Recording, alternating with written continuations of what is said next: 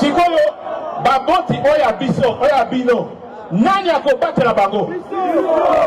bana ya bino bazali nano mike nani akobatela bango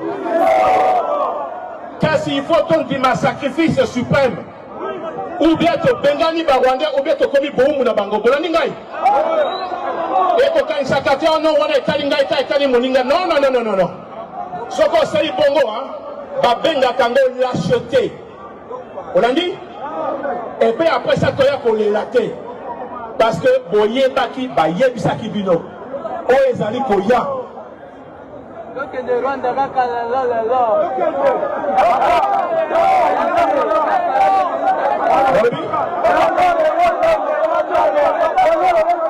kasi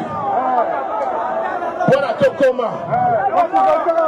na bitumba na niveau wana il faut nini recrutement,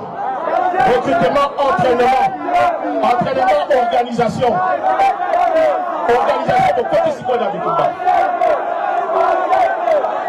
sikoyo soki na tiki bino déjà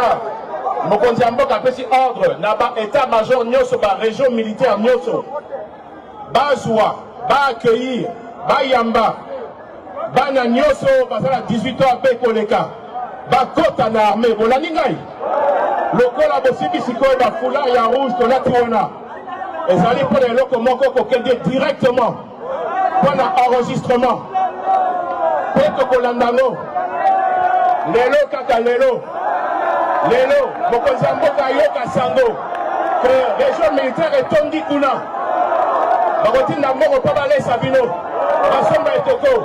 babanda kaka lelo entraînement esalama okolanda ezali